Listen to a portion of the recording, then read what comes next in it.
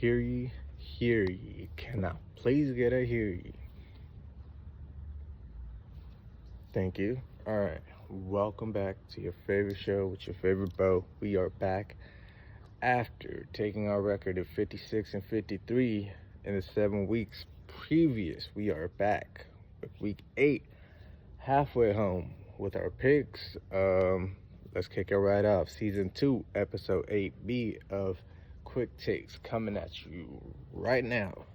Boom. First, we start off Jets at Patriots. We have to roll with the Jets in this one. Why, you may ask? First of all, they're a more talented team. Secondly, it's a 20-year veteran versus a third overall pick playing his third, fourth game. We got to respect Aaron Rodgers' career, no matter how, much he has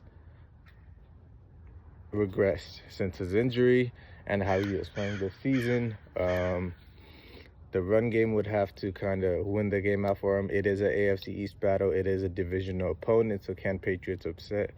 Obviously. However, this one's going to be a very tough task, especially with Jalen Polk being out. Patriots do focus on establishing the run game a little bit more. Breece Hall, Braylon Allen, if there's an emphasis to feed you guys will probably romp the Patriots, but just to get away with the win, I think it should be fine. On the defensive side, phenomenal. Probably two of the very best cornerbacks in Sauce Gardner and Gonzo coming back. However, Sauce having a little bit of injury crisis right next to him with Ashton Davis being out, while Gonzo playing with a veteran safety group of Jabril Peppers, Adrian Phillips, all those guys, Kyle Duggar. So I think as a defensive unit, Patriots are, possibly more gelled together, but they also just did get called soft. So something has to give. This one, even with the right guard being out, Elijah Vera Tucker, Morgan Moses still being questionable, and Lazard being questionable, we are rolling with the Jets. Next one, Eagles at the Bengals. We are rolling with the Eagles in this one. Why? Because Bengals still have not established a run game. Who is their running back? I cannot tell you. Is it Zach Moss? Is it Chase Brown? It's still not an emphasis yet, and that is why their passing game kind of struggles a little bit too. Talking about the passing game, Higgins is questionable. Without him, they're really a one-trick pony. I know they got Andre, I can't say his name, Mr. Princeton, Mr. Pretty Boy. He's still there. Trenton Irwin's still there. I know they drafted Burton, so they still do have a decent group of wide receivers, but it will not be the same without T. Higgins in the lineup. And then the superiority of the Eagles O-line and the continuity that they have, I think they will handle the trenches. D-line, same thing. They will handle the trenches better, even with Mekhi Becton being out. However, Becton wasn't there last year to begin with, so he was the plug-and-play guy at right guard. They will just plug-and-play possibly with Steen and move on, try to avoid, that gap. Try to go maybe behind Lane Johnson on a zone, go outside the tackles. If they go inside, you still have Landon Dickerson on the other side. So I think Eagles, they control the clock, they control the trenches. They come out of Cincinnati with this one. Next one, we do have the Packers at the Jaguars. We are rolling with the Packers in this one.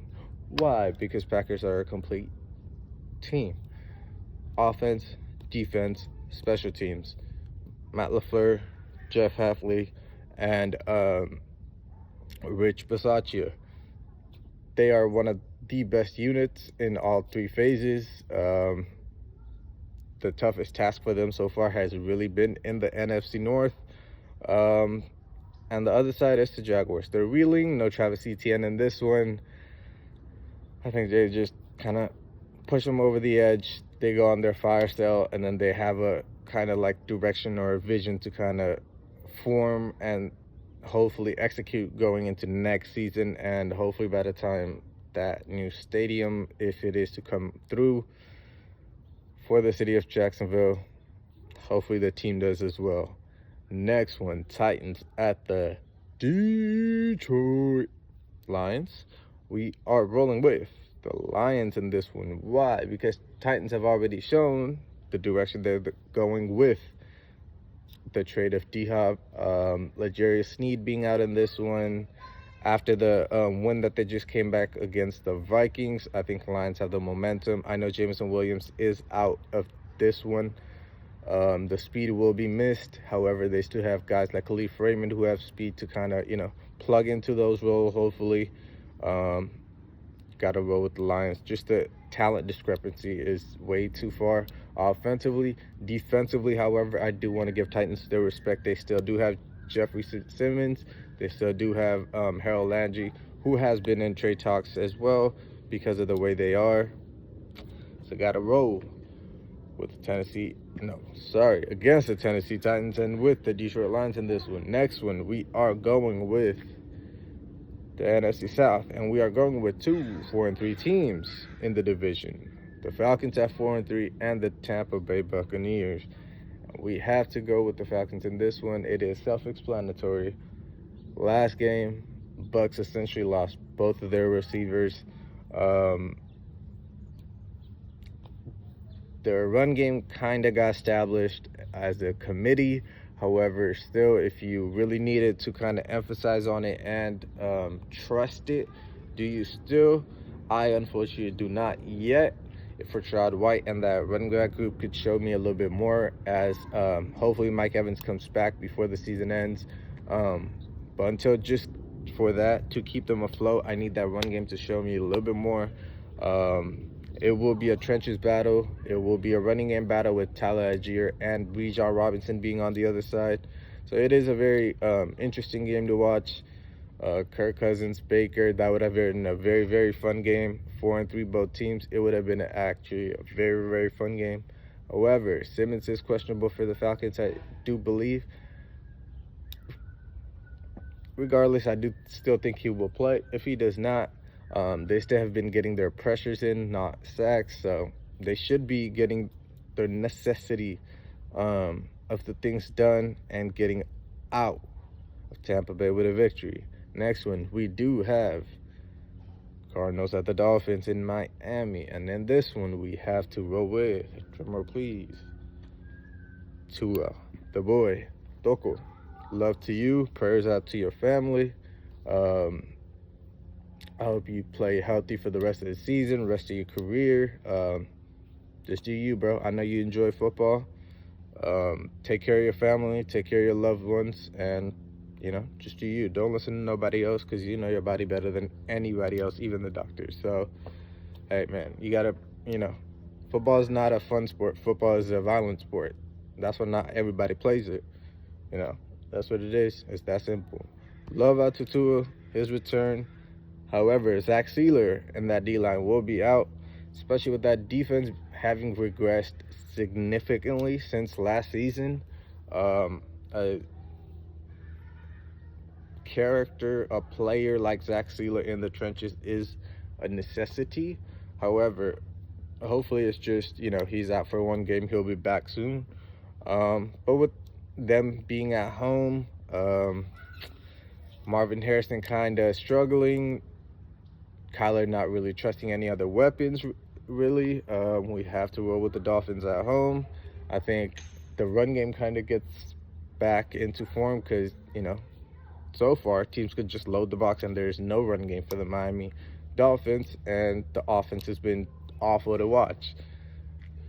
So, with Tua returning, the dynamic plays will be back. Defenses will respect the box. And I think Miami does just enough. I think Cardinals are going to be a tough out for everybody. They're just not a scrub, just push away team like we have, kind of thought them out to be. But they will definitely fight for sure. Next one in the AFC North, we have the Baltimore Ravens taking on the Cleveland Browns. And in this one, we have to roll with the Baltimore Ravens. Why? Because Deshaun Watson's out. We do believe that Jameis can win this game, but will he? Probably not. Left tackle's out. Essentially, that team is just in dysfunctionality because of the owner, because of his ego, and because of that $250 million guaranteed contract that he has to pay out to Deshaun Watson, unfortunately, for the Browns and their fans.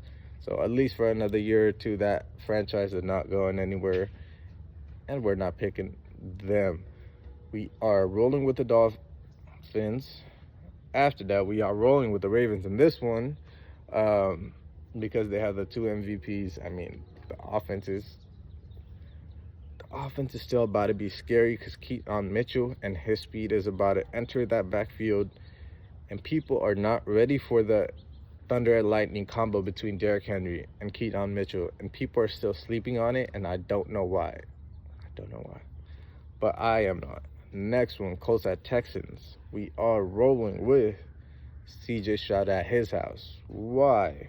I know Aziz Al-Shir is out, Jimmy Ward's out, so a little bit of the veteran tandem of that group, guys who have known the system for longer than most of the guys that have played for the Texans or that have been brought in. So that might be a little, iffy. However, hopefully Blake Cashman is back for the Houston Texans in this one, so maybe he kind of brings that spark again. But he did leave them for Minnesota. That's what happens when you kind of, not re-sign some of your guys. So it will be a little bit of struggle for Texans defense. However, against the Colts, against AR, who's still not comfortable back there, it's going to be a tough matchup. I think this game's essentially coming down to Jonathan Taylor versus Joe Mixon. Whoever runs better, whoever runs more, whoever controls the run game and the clock, they win in that one. Next one, Saints at Chargers. We are rolling with the Chargers in this one. Why? Because while Saints do have some of their weapons coming back, their main quarterback's hurt. The offensive line still questionable, to say the very least. The defense, their heart's kind of giving out, and Saints are kind of slowly bleeding out. And plus, I'll trust Jim Harbaugh over Dennis Allen as a head coach. It's really that simple. Next one, Bills at the Seattle Seahawks. We are rolling with the Buffalo Bills in this one because they have looked unstoppable so far this year. I don't know who's stopping Josh Allen. Run game, let James cook. 15 touchdowns, I do believe, 0 interceptions for Josh Allen. Just added Amari Cooper last week, already got a touchdown. Keon Coleman's there. Shakir's going to be healthier. You got 2 tight ends. Ty Johnson out of the backfield too. Simple enough. Done. Defensively, I hope, they get healthier. Bernard, I do believe, is out, so that might hurt their chances slightly. But with DK being hurt on the other side for the Seahawks, Geno overthrowing most of his passes recently, and that defense that Mike McDonald was supposed to kind of mold into his own identity might take a little bit longer than expected. So we are rolling with the Buffalo Bills in this one. Next one, the matchup of a number 1 versus a number 2. Whether it is still Caleb Williams versus Jaden Daniels, or another number 2 pick in the 2015 draft in Marcus Mariota. But this one, we are rolling with the Bears, even though it's on the road. I think Bears kind of caught their momentum right now, the weapons that they have, the defense that they have. The defense is actually not talked about enough. So we are rolling with the Bears in this one. I think run game, again, this is the time when you start establishing your run game for the future. So in this one, we are rolling with the Bears. Next one, Panthers at the Broncos. I will not waste your time too much. We are rolling with the Broncos in this one. Even if Bryce Young is coming back, he still doesn't have Deontay Johnson or Adam Thielen to throw it to, and that team as a whole is a mess. So we're not wasting our time too much on that one. Next one, Sunday Night Football, live from the Bay here in Santa Clara. We're rolling with the home team in this one, and hopefully they don't do me wrong. I'm not going to go on a spiel about them. They've done me dirty for far too long, but Parsons being out, Bland being out, defense needs to win the game. KC at Las Vegas. We are rolling with the Raiders in this one. We are never going to pick the Kansas City Chiefs, even if it is as, 6-0 against a 2-5. This is when we upset them. This is when we take their Christmas away.